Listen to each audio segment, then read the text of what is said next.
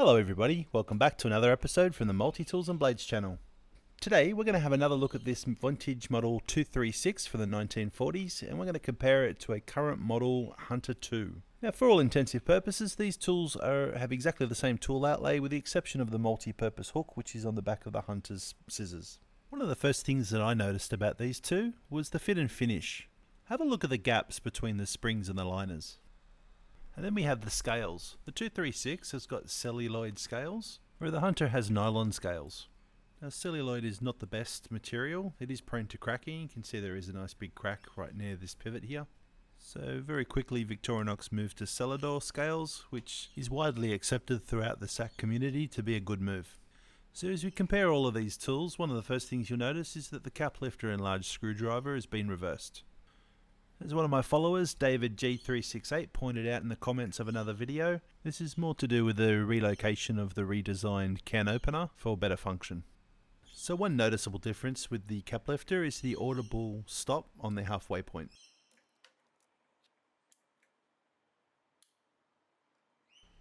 Other than that, they're pretty much the same. So let's have a look at that can opener then. Seems pretty standard as it is currently, hasn't been changed since the 1980s. But the 236 has got this old Wenger style. This was in use by Victorinox between 1946 and 1951. The new design allows for that little tiny screwdriver tip on the end, which I tried to use the other day, but it wasn't very good. I also like the look of the older version too. Looks a little bit meaner. I wonder which one would work better in a real world situation though.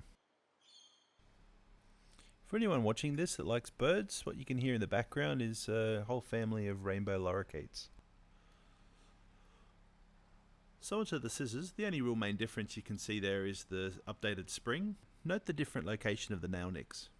In terms of function and use, I really can't see too much difference between them. Next we'll have a look at the wood saw. Pay close attention to how I open it on the Hunter II. The tip of the saw extends past the edge of the spring, whereas on the 236 we have the old-fashioned nail nick. These nail nicks were only used up until 1950, so it's an easy way to identify a knife made before then. Take note of the teeth on the 236, the teeth only cut in one direction. Working backwards, on the next layer we have the pen knives. One is obviously a clip point. I really do prefer the clip point on these ones. It's really much of a muchness, but if you prefer the current one, leave a comment down below, tell us why. I think the clip point's a little bit thinner at the tip, to be honest. And what's the benefit of having the two different blade profiles? Share your thoughts in the comments below.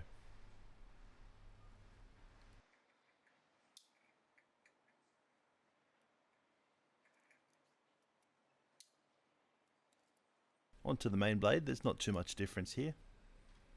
It's the same usual profile that we're all used to.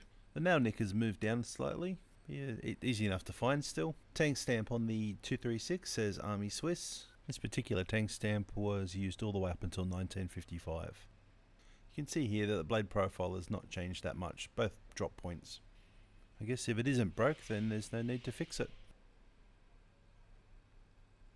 So if we flip it around, on the reverse side we have Victoria, Switzerland, stainless, and of course the current model has got Officer Swiss.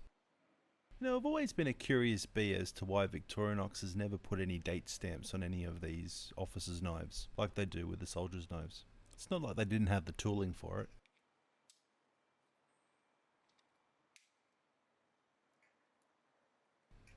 Alright, let's flip these girls over and have a look at the corkscrew. Exactly the same position. Obviously you can see there that the older one's got 5 turns on the 236, and the decorative groove of course. I don't know about you, but every time I look at these two corkscrews, I spare a moment of thought for the poor person, or even perhaps a team, that were assigned the task or job to redevelop the corkscrew into what it is today.